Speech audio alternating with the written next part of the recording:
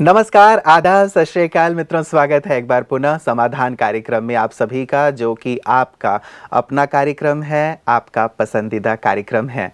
मित्रों, कई बार लोग ये सोचते हैं कि यदि हम भगवान से जुड़ जाएंगे तो कहीं अपने कारोबार से हम दूर ना हो जाएं, अपने परिवार से हम दूर ना हो जाएं, या कहीं हम अपनी जो जिम्मेवारियां हैं उनसे हम कहीं दूर ना हो जाएं। आमतौर पर ये मान्यता रही है लोगों की, जैसे कि साधु संत घर बार छोड़ के चले जाते थे तो लोगों के मन चित्त में ये बात आ गई है कि आध्यात्म अर्थात घर बार को छोड़ देना या फिर अपनी जिम्मेवारियों से विमुख हो जाना। लेकिन राजयोग के माध्यम से हम लगातार ये सीखते चल रहे हैं कि राजयोग हमें अपनी जिम्मेवारियों को कहीं अच्छी तरह से निभाना सिखाता है, और साथ ही ये भी सिखाता है कि तुम्हें अपने परिवार में रहना है, अपने कारोबार में रहना है और अपनी सभी जिम्मेवारियों को बहुत अच्छी तरह से निभाना है। और एक बात जो हम सोचते हैं कि शायद हम भगवान से जुड़ेंगे तो कहीं लोगों से दूर ना हो जाएं, तो मैं हमेशा एक बात सोचता हूँ कि परमात्मा इस सृष्टि के बीज रूप हैं, और बीज से जुड़ना अर्थात सारे वृक्ष से जुड़ जाना। भगवान सभी मनुष्य आत्माओं के हैं, और जैसे वो सबको प्रेम देते हैं वैसे ही जब हम उनसे जुड़ते हैं तो हमारा भी प्यार सबसे हो जाता है, हम सभी को सब कुछ दे पाते हैं, ये नहीं कि हम उनसे कट ऑफ हो जाते हैं। तो शायद इस भ्रांति को हमें दूर करने की आवश्यकता है। बहुत सुंदर कुछ पंक्ति किसी कवि ने कही है कि भगवान से बढ़कर किसी का नाम नहीं होता, उसके सुमिरन से बढ़कर कोई दूजा काम नहीं होता, दुनिया की मोहब्बत में मिलती है रुसवाई, पर उसकी मोहब्बत में कोई बदनाम नहीं होता। तो इसीलिए राजयोग के माध्यम से हम लगातार उससे मोहब्बत करना सीख रहे हैं आदरणीय भ्राता जी के साथ। आइए इस सीख को आगे बढ़ाते हैं और उनका अभिनंदन करते हैं। भ्राता जी, बहुत बहुत स्वागत और अभिनंदन है। Thank you. एक भ्रांति जो भ्राता जी जिसकी मैं चर्चा कर रहा था कि जो लोगों के मानस पटल पे है कि आध्यात्म अर्थात शायद जिम्मेवारियों से पूरी तरह से विमुख हो जाना। लोग जैसे आपको भी देखते होंगे कि सफ़ेद वस्त्र आपने पहन लिए, परिवार से आप अलग हो गए, तो भी लोगों की मानसिकता बन जाती है कि शायद हमें भी सब कुछ छोड़ छाड़ के जाना पड़ेगा। क्या कहेंगे इस पर? देखिए, हमारी ये बहुत बड़ी ऑर्गेनाइजेशन है और इसके द्वारा भगवान इस संसार को, युग को बदलने का दिव्य कार्य करा रहे हैं जी। इसलिए कुछ डेडिकेटेड कार्यकर्ता तो चाहिए ही, समर्पित, बिल्कुल जो पूरे मनोयोग से इस कार्य में लग जाएं। ऐसे बहुत सारे भाई बहनें हमारे पास हैं, हम भी उनमें से एक हैं। हम तो तब आ गए थे जब बहुत कम लोग थे, तो ये सब के लिए न तो संभव होता है और न सबको करना है। इसमें तो जो बहुत स्वतंत्र हैं और जिनमें ऐसी योग्यताएं हैं और जो एक संगठन में सहज रूप से, निर्विघ्न रूप से रह सकते हैं, वही ये कार्य कर सकते हैं। और यहाँ से भी सबको वो स्वीकृति नहीं मिलती है। सबको अपने कार्य क्षेत्र में रहना है, और राजयोग तो ऐसी चीज़ है जो आंतरिक योग्यताओं को बढ़ाता है। कर्म में हमें कुशलता प्राप्त कराता है। हमने देखा कि बहुत सारे लोग हमारे पास ऐसे होंगे, हजारों, जो भिन्न भिन्न फील्ड में हैं और अपने फील्ड में राजयोग के माध्यम से बहुत सफल हो गए, बहुत आगे बढ़ गए। म्यूजिशियन हमारे पास हैं, म्यूजिक का कार्य किया, और अब जब वो अपना म्यूजिक का प्रोग्राम देते हैं तो लोग एंजॉय करते हैं। और मैं भी उन्हें सिखा देता हूँ कि आप एन्जॉयमेंट रखो अपने अंदर भी। Means you have to enjoy your own music first, तो ऑडियंस एंजॉय करेंगे। तो हर एक क्षेत्र में, कोई कवि है तो कवित्व के क्षेत्र में, कोई साहित्यकार है तो साहित्य के क्षेत्र में, कोई गृहिणी है तो उस क्षेत्र में, अगर वो राजयोग का ठीक ठीक अभ्यास करे तो उसके कर्मों में कुशलता आएगी, अनेक योग्यताएं उसमें बढ़ेंगी, और उसको ये संकल्प होगा ही नहीं कि कर्म छोड़कर हमें कहीं जाना है। क्योंकि कर्म को मनुष्य अधिक एंजॉय करता है, और कर्म में जब अनेक चीज़ें उसे सीखने को मिलती हैं तो मनुष्य को एक विशेष रूप से अंदर में आनंद और संतोष और गर्व की अनुभूति होती है। और वैसे भी गीता में कहा भी गया है भ्राता जी कि योगः कर्मेषु कौशलम, कि योग कर्म संन्यास नहीं सिखा रहा है राजयोग, बल्कि कर्म में कुशलता प्रदान कर रहा है, आपकी क्षमताओं को बढ़ा रहा है। लेकिन शायद इस चीज़ को लोग नहीं समझ पाते हैं, और ये समझते, जैसे कल हम ऋचा जी की बात कर रहे थे कि उनके परिवार वाले उन्हें नहीं जाने देते हैं, तो शायद कहीं ना कहीं मन में ये रहता होगा कि यदि वहाँ जाएगी तो सफ़ेद कपड़े पहन के कहीं निकल ना जाए घर बार को छोड़ के, तो ये भी डर शायद उनके मन में होगा, इसलिए शायद वो जाने नहीं देते होंगे। हाँ, ये डर बना ही रहता है, क्योंकि ऐसे कहीं ना कहीं केस हो जाते हैं, लोगों को इस चीज़ों से फेस करना पड़ता है। लेकिन हमारे यहाँ कोई ऐसी बात नहीं, इसलिए किसी को इन चीज़ों से डरने की ज़रूरत नहीं। राजयोग सीखें, अपने घर गृहस्थ में रहें, जो कार्य करते हैं वही करें और उनको और एफिशिएंट बनाएं। बिल्कुल भ्राता जी, मैं आपको मेल्स की ओर लिए चलता हूँ। ये पहला मेल हमारे पास आया है आज़ाद जी का, और ये कहते हैं ओम शांति। ये मेरी ज़िंदगी और मौत का सवाल है। मैं काम को जीतना चाहता हूँ, अर्थात काम विकार को। मुझे ज्ञान में आए हुए 4 मास हुए हैं। इससे पहले मैंने अनजाने में पाप कर्म कर दिए। मैं रात को चैन से सो नहीं सकता हूँ, क्योंकि मुझे ऐसा लगता है कि कहीं स्वप्न दोष आदि ना हो जाए। मुझे अपने एम को प्राप्त करना है, इसके लिए मुझे कोई विधि बताएं। अपने एम को मैं कैसे प्राप्त कर सकता हूँ? मैंने बहुत आशा और उम्मीद के साथ आपको ये मेल लिखा है। कृपया मुझे कोई राह दिखाएं ताकि मैं शारीरिक बल, बौद्धिक बल और मानसिक बल को प्राप्त कर सकूं। हाँ, ये समस्या बहुत युवकों के सामने आ गई है जी। जब वो अपने युवा काल में होते हैं, जिसको अबोध काल कहा जाता है।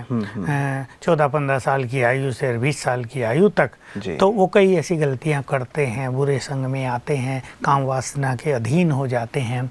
तब उन्हें पता नहीं होता, वो इसे, मैं बिल्कुल ओपनली कहता हूँ, एन्जॉयमेंट समझते हैं। लेकिन धीरे धीरे उन्हें अनुभव होता है कि उनकी एकाग्रता नष्ट हो रही है और उनकी शारीरिक शक्तियाँ भी क्षीण हो रही हैं। कईयों को कई बीमारियाँ पकड़ लेती हैं जी। कईयों को जीवन में फिर सुख शांति नहीं मिलती है और नींद में उन्हें बुरे स्वप्न आते हैं, कई तरह की। इन्होंने भी लिखा है भ्राता जी कि नींद नहीं आती, नींद नहीं आती। तो फिर मनुष्य सोचता है कि अब इस मार्ग से हट जाना चाहिए।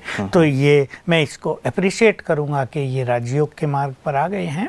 तो अब निश्चित रूप से मार्ग, this is the path of purification, इनका चित्त शुद्ध होगा और बहुत अच्छी तरह ही अपने लाइफ को एंजॉय करेंगे। नहीं तो बहुत सारे युवक हमें ऐसे मिलते हैं जिन्होंने अपना ये युवा काल इस गंदगी में बिता दिया, बुरे संग में पड़कर, और पूरा जीवन अब पश्चाताप की अग्नि में जल रहे हैं। न गृहस्थ जीवन का सुख वो ले रहे हैं, न संबंधों में मिठास है, न कामकाज में मन लगता है, इरिटेट रहते हैं, डिप्रेस रहते हैं। एक तरह से जीवन का सुख चला गया है। और इन्होंने भी लिखा ही भ्राता जी कि इनके जीवन और मृत्यु का प्रश्न है। मतलब ये इतने ज़्यादा निराश हो गए हैं कि आगे क्या करूं, कुछ समझ अब में इन्हें नहीं आ निराश होने की आवश्यकता नहीं। इन्होंने प्रभु मार्ग अपना लिया है। मैं ऐसा कहूँगा, ये अपने परम पिता की शरण में आ गए हैं। चाहे पूर्व जन्म, इस जन्म में जो कुछ पहला इसका हिस्सा है, कुछ भी इनके द्वारा हुआ है या कैसे भी समय से ये गुजरे हैं, अब इन्होंने राजयोग का मार्ग अपना लिया तो बहुत अच्छी फीलिंग इन्हें हो गई है, मैं आत्मा पवित्र हूँ। एक आंतरिक जागृति इनके अंदर प्रारंभ हो गई है। ये बहुत अच्छी शुरुआत है और मैं इनकी इस चीज़ को अप्रिशिएट करूँगा कि उनमें अब दृढ़ संकल्प आ गया है कि मुझे इस चीज़ से बाहर निकल जाना है। और इसी खोज में शायद ये हमारे पास आए हैं। मैं कुछ चीज़ें इनके लिए कहूँगा और अगर ये सिंसियरली इसको अपनाएंगे तो बहुत जल्दी 6 मास में ही इनको चित्त एकाग्र होगा। और ये सब चीज़ें, मैं ऐसा कहूँ कि काम वासना एक ऐसी चीज़ है जो अंदर में एक उत्तेजना पैदा करती है, कर्मेंद्रियों में एक अग्नि जैसी पैदा कर देती है और मनुष्य इससे दुखी होने लगता है। तो इनका चित्त भी शांत होगा, कर्मेंद्रियाँ भी शांत होंगी। तो एक तो इन्हें सवेरे थोड़ा जल्दी उठना है, अपनी दिनचर्या को ऐसा सेट कर लें कि ये नहीं देर से सो रहे, 12-1 बजे सो रहे हैं, ये 10 साढ़े 10 बजे तक सो जाएं और 4 बजे उठने का लक्ष्य बनाएं। थोड़ा बाहर घूमेंगे प्रकृति में, थोड़े ठंडे पानी से स्नान करेंगे, प्रकृति का सुख लेंगे। ये जस्ट ऊपर की ओर देखकर विचार करेंगे, कितना सुंदर संसार है, प्रकृति कितनी सुंदर है, ये जीवन का आनंद लोग मिस कर रहे हैं सोकर। ऐसे समय में सब सोए हुए हैं जब परमात्मा प्यार बरस रहा है, जब उसकी ब्लेसिंग्स आ रही हैं, जब वो भाग्य बांट रहा है। इस तरह के विचारों से ये सवेरे के समय को आनंदित करें। इनको विशेष रूप से मन को स्पिरिचुअल आनंद देने की आवश्यकता है। तो उस आनंद में जो ये बह गए थे, जो क्षणिक था, जो विनाशकारी था, उससे बिल्कुल ये हट जाएंगे, डिटैच हो जाएंगे, क्योंकि ये चीज़ें ऐसी हैं कि मनुष्य ने छोड़ तो देता है लेकिन मन बार बार उधर भटकता है। मन में बार बार उस तरह के संकल्प आते हैं, बार बार उस तरह के स्वप्न आते हैं और मनुष्य दुखी हो जाता है। तो सवेरे से सुंदर विचारों से ये अपने को चार्ज करेंगे, एनर्जेटिक करेंगे, आनंदित करेंगे। विशेष रूप से मैं ये कहूँगा फिर इनको करना है राजयोग मेडिटेशन, और ये सुंदर समय व्यतीत करें। फिर आधा घंटा, पौना घंटा, 1 घंटा, हमारे यहाँ उसकी कमेंट्रीज हैं, क्योंकि अभी 4 मास के ही हैं तो इनकी एकाग्रता बहुत अच्छी हो ही नहीं सकती, क्योंकि जो विषय वासनाओं में रहा हो उसका चित्त एकाग्र नहीं होता है। ये अच्छे गीत बजाएं, ये परमात्म प्रेम में मगन होने का अभ्यास करें। ये अभ्यास इनको बहुत काम देगा। एकाग्र चित्त को करें, मन इधर कहीं न जाए, ये अभी ना सोचें। यह भी सोचें मुझे अच्छे चिंतन के द्वारा उस चिंतन को समाप्त कर देना है। तो चिंतन हमारी सीडी जो कमेंट्री की बनी हुई है, स्वामान की सीडी है, और अच्छी सीडी ये खरीद लें और उसके माध्यम से ये सवेरे के टाइम को एंजॉय करें। ये एकाग्रता की खींचातान में अभी बिल्कुल नहीं जाएंगे जी। एक अभ्यास जो इन्हें विशेष रूप से सवेरे बहुत अच्छी तरह करना है, मैं आत्मा ये देह अलग, बिल्कुल detachment, separation, feeling of separation, ये अलग है। मैं आत्मा अलग हूँ, मैं तो पवित्र हूँ, मैं तो शांत हूँ, मैं तो शुद्ध हूँ, मैं तो शिव बाबा का बच्चा हूँ। तो जैसा मैं कह रहा हूँ, इनको कंसंट्रेशन छोड़ के मेडिटेशन की ओर ज़्यादा अग्रसर होना है, यानी मन में सुंदर विचार उत्पन्न करने हैं। कुछ दिनों के लिए इन्हें एक चीज़ और अपना लेनी चाहिए, भोजन। न केवल सात्विक भोजन, लेकिन ये कच्चा भोजन लें, सब्जियां, फल, ये सब चीज़ें जो आती हैं, गाय का दूध, इस पर ये कुछ दिन व्यतीत करें। मैं कहूँगा पहले 7 दिन करें, फिर हल्का हल्का भोजन लें, फ्रूट और सलाद पर और कच्ची सब्जियों पर रहें, फिर सब्जियां खाएं, भले ही उन्हें बॉयल कर लें या सब्जी बना लें। इस तरह भोजन को बहुत लाइट कर दें। तो ये जो भोजन है ये हमारे अंदर को बहुत शुद्ध कर देता है, काम वासना को नष्ट कर देता है। इन्हें लाल मिर्च, चाय आदि बहुत ज़्यादा तले भुने चीज़ें ये सब खाना छोड़ देना है, ताकि कर्मेंद्रियाँ शांत हो जाएँ। और विशेष रूप से लहसुन प्याज का तो परफेक्टली त्याग, क्योंकि ये काम उत्तेजक हैं दोनों चीज़ें, इनका पूरी तरह त्याग करके, और ऐसे ही शाम के समय भी ये आधा घंटा मेडिटेशन में अवश्य व्यतीत करें। रोज ईश्वरीय महावाक्य सुनने सेवा केंद्र पर जाएं, और इन्होंने जो थोड़े ये विकर्म कर लिए हैं इसको नष्ट करने के लिए ये वहाँ जाकर यज्ञ सेवा अवश्य करें। भगवान ने जो यज्ञ रचा है, जो हमारे सेवा केंद्र हैं, वहाँ ये सेवा करें तो इनका माइंड भी उधर लगेगा, इनके पुण्य भी जमा होंगे, और इस दुविधा से ये बहुत जल्दी बाहर आ जाएंगे।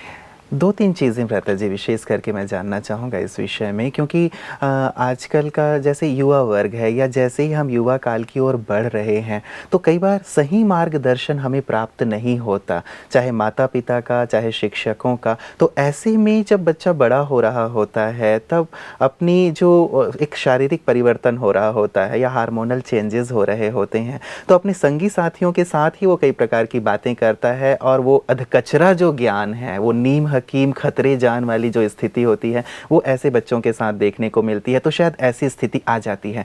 ऐसे में आप युवाओं को भी, पेरेंट्स को भी, टीचर्स को भी, सभी को क्या संदेश देंगे, ताकि हमारा जो ये युवा वर्ग है, बहुत इंपॉर्टेंट एक समय होता है उनके जीवन का, कैसे वो सेफ रह पाएंगे? बिल्कुल, बहुत अच्छी बात है ये, क्योंकि माँ बाप के पास उस तरह की नॉलेज है नहीं, और माँ बाप भी अपने युवा काल में बहुत माँ बाप इन्हीं स्थितियों से गुजरे हैं, उनको इनका समाधान कुछ पता होता नहीं था।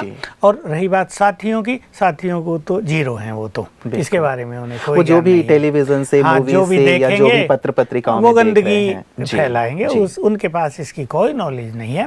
लेकिन मैं अपने सभी युवकों को कहूँगा, ये टाइम रियली बहुत इम्पोर्टेंट होता है। इसमें यदि कोई अपनी शारीरिक शक्तियों को भी नष्ट कर दे तो बौद्धिक रूप से वो डैमेज हो जाता है लंबे काल के लिए, और इसका खामियाजा उसे लंबा समय जीवन में भुगतना पड़ता है।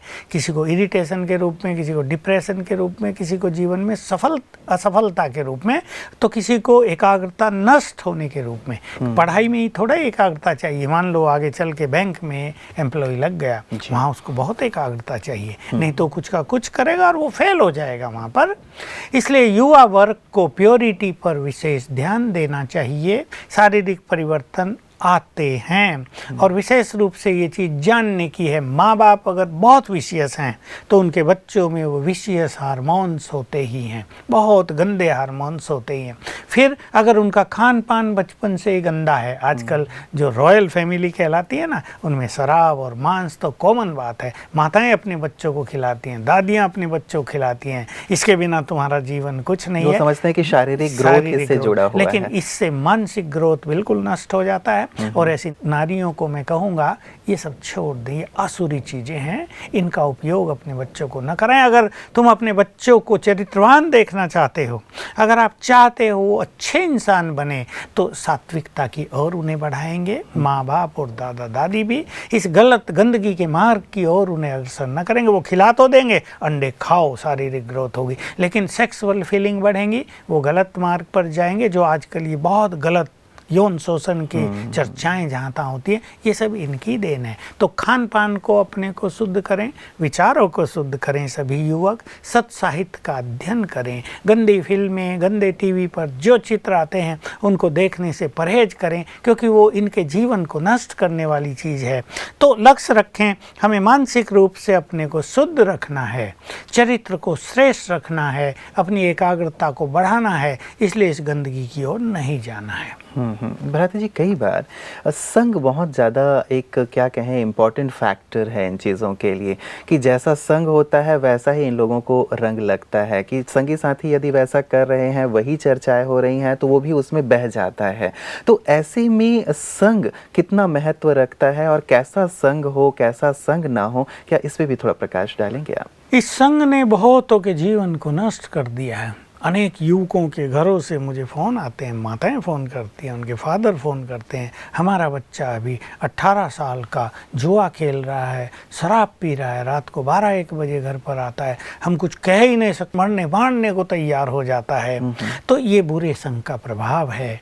युवक इस तरह अंधकार में भटक गए हैं कई, तब उन्हें होश नहीं रहती, बाद में चलकर उनकी आंखें खुलती हैं, तुम कहाँ थे। इसलिए मैं कहूँगा सभी युवकों को बुरे संग से बचें। इम्पोर्टेंट लाइफ का ये पीरियड होता है, इसमें स्टडी पर ध्यान दें, अपने कैरियर को उज्जवल बनाने पर सभी बहुत ध्यान दें, इन व्यसनों से बचें। उनके साथी जो कुछ ऐसे साथी होते हैं जो अच्छे घरों से होते हैं, पैसे वाले वो होते हैं, कहेंगे पैसा तुम्हें क्या करना है, आओ हमारे साथ एंजॉय करो, शराब पी रहे हैं और कुछ गलत चीज़ों में लगे हुए हैं। कुछ ऐसे लोग होते हैं, ऐसे बच्चे होते हैं जो गलत तरीक़ों से पैसा ले आते हैं, घर में ही चोरी करते हैं और वो इस तरह को एन्जॉयमेंट समझते हैं। लेकिन मैं अपने युवकों को कहूँगा, जो अपने माँ बाप का नाम रोशन करना चाहते हैं, जो अपने जीवन में कुछ महान कार्य करना चाहते हैं, वो इन व्यसनों से, इन विकारी साथियों से बिल्कुल बचें, अच्छे संग में रहें और अपना एक लक्ष्य बना लें कि मुझे तो अब पढ़ाई पर कंसंट्रेट करना है, मुझे तो अपने माँ बाप की इज्जत बढ़ानी है, उनको निश्चिंत करना है। आखिर वो भी तो हमसे कुछ एक्सपेक्ट करते हैं ना, उनकी भी भावनाओं को हमें सम्मान देना है और महान बनना है, अच्छे इंसान बनना है। बिल्कुल। तो युवा वर्ग इस बात का ध्यान रखे भ्राता जी, एक लक्ष्य जरूर निर्धारित कर ले, क्योंकि लगता है कि जिसके जीवन में एक लक्ष्य होता है महान बनने का, आगे बढ़ने का, चाहे वो एकेडमिक्स में हो, चाहे किसी भी फील्ड में हो, तो निश्चित रूप से इन चीज़ों से वो ज़्यादातर मुक्त रहता है। और जिनके जीवन का कोई बड़ा लक्ष्य नहीं होता है, वो कहीं ना कहीं इन चीज़ों के आदी तो हो जाते हैं। तो एक बात भ्राता जी रही कि चलिए युवा वर्ग अपने संग का ध्यान रखे, अपना एक सुंदर लक्ष्य बनाए और उसके लिए अपने आप को डेडिकेट कर दे। लेकिन कहते हैं कि बच्चे या जब वो बड़े हो रहे हैं, जब अपनी किशोरावस्था में है, तो कच्चे घड़े के समान होते हैं, कोमल पौधे के समान होते हैं, उनको किसी भी शेप में ढाला जा सकता है। तो क्या माता पिता या फिर शिक्षक या समाज का एक कोई जिम्मेवारी ऐसी नहीं बन जाती कि हम अपने बच्चों को ऐसा स्वरूप प्रदान करें? देखिए, जिम्मेदारी तो है, जैसा मैंने कहा, समाज का ऐसा संगठित स्वरूप नहीं है, सब अपने अपने में लगे हुए हैं। और आजकल तो क्या हो गया, जब से इलेक्ट्रॉनिक्स के साधन बने हैं, लोगों को टाइम ही नहीं मिलता है। जितने काम धंधे बढ़े हैं, दूसरों की ओर तो छोड़ो, वो अपने बच्चों की ओर भी देख पाएँ, इसका भी उनके पास टाइम नहीं। इसलिए सोशल सेटअप तो ऐसा नहीं है कि समाज की ओर से बच्चों को कुछ अच्छी चीज़ें सीखने को मिलेंगी। बात रही टीचर्स की, टीचर्स बच्चों को बहुत कुछ सिखा सकते हैं, लेकिन सिखा नहीं पा रहे हैं। हमारे टीचर्स को बुरा तो अवश्य लगेगा, लेकिन टीचर्स को खुद ही सीखने की ज़रूरत पड़ रही है। वही सिगरेट बहुत पीते हैं क्लास में, कोई कोई तो शराब पी के चले जाते हैं, कोई क्रोध बहुत करते हैं। Morally they are not so great कि बच्चे उनसे कुछ सीखें या बच्चे उनका सम्मान करेंगे। और टीचर्स को क्या है, जो पढ़ लिया रट लिया वो आके पढ़ा दिया। एक तो लेक्चरार ऐसी भी हमें मिली जिन्हें ट्यूशन किया हुआ है कि पहले मुझे पढ़ाओ फिर मैं जाके स्कूल में पढ़ाऊंगी। जो लेक्चरार है वो कॉलेज में पढ़ाऊँ। अब बोलो ऐसे लेक्चरार बच्चों को क्या देंगे? तो उनसे भी कोई उम्मीद नहीं रखी जा सकती। केवल फैक्टर होता है माता पिता का। माँ का प्रभाव बच्चों पर बहुत गहरा होता है। माँ अगर चरित्रवान है, स्वयं चरित्रवान है, मैं इस बात को अंडरलाइन करूँगा, अगर उसके विचार बहुत सुंदर हैं, महान हैं, सौम्यता से भरे हुए हैं, तो वो अपने बच्चों को अच्छी अच्छी चीज़ें सिखाती है, सिखा रही हैं। बहुत माताओं के मेरे पास समाचार आते हैं कि माताएं अपने बच्चों को ऐसा ट्रेंड कर रही हैं आज भी। केवल जीजाबाई की बात ही नहीं जिसने शिवाजी को तैयार किया, आज भी कुछ माताएं ऐसी हैं जो अपने बच्चों को अच्छी शिक्षाएं देती हैं, बड़े प्यार से सिखाती हैं, लड़कियों को अच्छी ट्रेनिंग देती हैं। तो लड़कियां भी चरित्रवान रहती हैं, बच्चे बड़े आज्ञाकारी रहते हैं। तो टीचर्स का भी ये कर्तव्य है कि वो केवल उन्हें पढ़ाएं नहीं जो किताबों में है, उन्हें अच्छी चीज़ें भी सिखाएं। हम तो चाहेंगे हमारी एजुकेशन का स्वरूप थोड़ा टर्न हो और ये मॉरल एजुकेशन टीचर खुद देने लगे। हालांकि हमारे विश्वविद्यालय की ओर से भी दी जा रही है, लेकिन टीचर का प्रभाव ज़्यादा रहता है। लेकिन इसके लिए टीचर को मॉरली खुद थोड़ा ऊंचा बनना पड़ेगा, तब उनके बोल का प्रभाव विद्यार्थियों पर रहेगा। इसलिए मैं तो हमेशा कहता हूं कि अगर देश का निर्माण कोई कर सकता है तो वो शिक्षक, लेकिन शिक्षक को सच्चे अर्थों में शिक्षक बनना पड़ेगा। बिल्कुल। डॉक्टर राधाकृष्णन जी ने भी कहा था भ्राता जी कि राष्ट्र का निर्माण संसद में संभव नहीं है, ये विद्यालय में संभव है, क्योंकि वहाँ जो बच्चे पढ़ रहे हैं वही राष्ट्र के भविष्य हैं। वहाँ हम उनको क्या सिखा रहे हैं, क्या दे रहे हैं, उसकी बहुत ज़्यादा आवश्यकता है। तो सचमुच गवर्नमेंट को भी इस विषय पे बहुत ज़्यादा ध्यान देने की आवश्यकता है। एक बात जो भ्राता जी आज़ाद ने कही थी कि अभी रात को सोने से पहले भी उसके अंदर बहुत ज़्यादा भय होता है कि कहीं मुझे एक तो नींद ठीक से आएगी या नहीं आएगी, और यदि आई भी तो कहीं जो उसने एक स्वप्न दोष की बात कही थी कहीं वो ना हो। तो ऐसे एक ऊहापोह की स्थिति में जो है, इतना तनाव में है, टेंशन में है, कई युवा संभवतः ऐसी स्थिति से गुजर रहे हों, वो क्या करें रात को सोने से पहले? हम लोग ये करा ही रहे हैं अपने यहाँ आने वालों को कि सोने से पहले अगर ऐसी स्थिति है तो आधा घंटा स्पेयर करेंगे और आधे घंटे में स्पिरिचुअली अपने को तैयार करें। कुछ 15 मिनट अच्छे साहित्य का अध्ययन करें। हमारे यहाँ बहुत अच्छे साहित्य हैं जिन्हें हम अव्यक्त महावाक्य कहते हैं। उनमें गूढ़ ज्ञान भरा हुआ है, मनुष्य के दिमाग को खोल दे, उसके विचारों को महान बना दे। 10 मिनट भी अगर उसको पढ़ लिया जाए तो एक नई चेतना आ जाती है, और फिर 10-15 मिनट अच्छा मेडिटेशन करके सोएंगे तो बिल्कुल निर्भय रहें कि ये स्थिति होगी नहीं, और अगर कभी हो भी जाए तो उसको माइंड नहीं करना है, उसको लाइटली लेके समाप्त कर देना है, फिर से अपने विचारों को शुद्ध कर लेना चाहिए। इसलिए उसमें बहुत ज़्यादा परेशान भी ना हो अगर ऐसी स्थिति किसी की बनती भी है, क्योंकि ये जो प्योरिटी का मार्ग है, जो शुद्धि का मार्ग है, इट टेक्स टाइम। ऐसा नहीं कि 4 मास से इन्होंने ज्ञान लिया और उससे पहले जीवन तो कैसा था, 4 मास में आते ही ये सब कुछ ठीक हो जाएगा। It can take some time, some months, some years. तो अच्छी तरह से साधनाओं के पथ पर चलें और इस विश्वास के साथ कि अब ये सब कुछ ठीक हो जाने वाला है, तो ठीक होगा ही। बिल्कुल। पास्ट में जो चीज़ें बहुत गहरी हो जाती हैं भ्राता जी, जैसे इन्होंने भी कहा कि कोई बड़ा पाप कर्म हो गया है तो वो चीज़ न चाहते हुए भी बार बार आती रहती है। यद्यपि आपने बताया कि दिनचर्या बहुत अच्छी हो, अपने आप को पॉजिटिव चीज़ों में लगाएं, लेकिन कई बार जब ये बहुत ज़्यादा हावी हो जाता है तो व्यक्ति डिप्रेशन की स्थिति में जाने लगता है, या कुछ सोचने विचारने की क्षमता भी नहीं रह जाती, और कई बार फिर से वहीं जाने की इच्छा होने लगती है। ऐसी कंडीशन में क्या पास्ट करें? को भूलना, पास्ट को बिल्कुल वॉश ऑफ कर देना, ये इतना सहज काम नहीं होता। कईयों के पास्ट में कुछ दुख भरी घटनाएं ऐसी हो गई हैं वो उन्हें चैन से सोने नहीं दे रही हैं। कईयों के पास्ट का ऐसा ही हो गया जैसे इस युवक ने लिखा है, जिसे संसार का, अपने भविष्य का कुछ ख्याल ही नहीं था, अपने माँ बाप का, अपने परिवार की इज्जत का ख्याल ही नहीं था। ऐसा पास्ट 5-7 साल भी बीत गया है। अब जब वो शुद्धि के मार्ग पे आया है तो वो डेफिनेटली एक क्लैश होता है। वो अशुद्धि और अब की शुद्धि दोनों के बीच में एक अच्छा संघर्ष होने की संभावना रहती है। लेकिन हम राजयोग के अभ्यास में स्वमान की प्रैक्टिस कराते हैं, 5 स्वरूपों का अभ्यास करना सिखाते हैं। आत्मा का अनादि स्वरूप, उसका आदि स्वरूप, उसका पूज्य स्वरूप, वर्तमान का ब्राह्मण स्वरूप और अंत का फरिश्ता स्वरूप। इन 5 स्वरूपों का अभ्यास करने से ये श्रेष्ठ स्मृतियाँ हैं, इनको बार बार अपने अंदर लाने से पास्ट की स्मृतियाँ भूलने लगेंगी और लाइन क्लियर हो जाएगी। चलिए, बहुत सुंदर बात भ्राता जी आपने रखी है। विषय सचमुच बहुत गंभीर था, इसीलिए लगा कि इस पे बहुत ज़्यादा स्पष्टीकरण की आवश्यकता है और आपने सुंदर प्रकाश दिया है। जो ऐसे अंधेरे में है युवक, उन सब के लिए आज एक सुंदर आशा की किरण आपने दिखाई है। हम यही उम्मीद करेंगे कि वो सब इससे बाहर आएँ और राष्ट्र और समाज के निर्माण में अपना योगदान दें, उनका भी भविष्य बहुत बहुत उज्जवल हो। आज की तमाम जानकारियों के लिए भ्राता जी आपका बहुत बहुत शुक्रिया। मित्रों, वास्तव में जीवन का ये जो पल है जिसमें हमें निर्णय करना होता है कि जीवन को हमें किस ओर ले जाना है, बहुत ही नाजुक पल है। यद्यपि माता पिता, शिक्षक, समाज सबकी जिम्मेवारी बनती ही है, लेकिन जीवन आखिर हमारा है। हमें भी अपने विवेक का प्रयोग अवश्य करना चाहिए। आज़ाद ने हमें ये मेल लिखा था, तो आज़ाद मैं यही कहूँगा कि चंद्रशेखर आज़ाद भी हमारे देश में जब याद किए जाते हैं, बच्चा बच्चा उन्हें कितने प्यार और सम्मान से याद करता है, क्योंकि उसने अपना जीवन देश के लिए कुर्बान किया था। उसने कुछ ऐसा किया था जिसके माध्यम से आज भी लोग उन्हें याद करके अपने जीवन में उनको लाने की कोशिश करते हैं, वैसा ही आदर्श बनने की कोशिश करते हैं। आपका भी नाम आज़ाद है, क्यों ना आप भी ये ठान लें कि मुझे भी देश के लिए, समाज के लिए, अपने लिए कुछ ऐसा कर गुजरना है कि मेरे जाने के बाद भी लोग मुझे सम्मान से और इज्जत से याद रखें। और ये तो है ही कि व्यक्ति जब ठान लेता है, संकल्प कर लेता है, तो जीवन में परिवर्तन की शुरुआत हो जाती है। इसलिए निराश बिल्कुल ना हो। जो भी ऐसे गलत रास्तों पे निकल गए हैं, उनसे हम यही आशा करेंगे, उम्मीद करेंगे कि वे सत्य पथ पर चलें और अपने जीवन के माध्यम से औरों को भी प्रेरणा प्रदान करें। हमारी बहुत सारी शुभकामनाएं आप सबके साथ हैं। नमस्कार।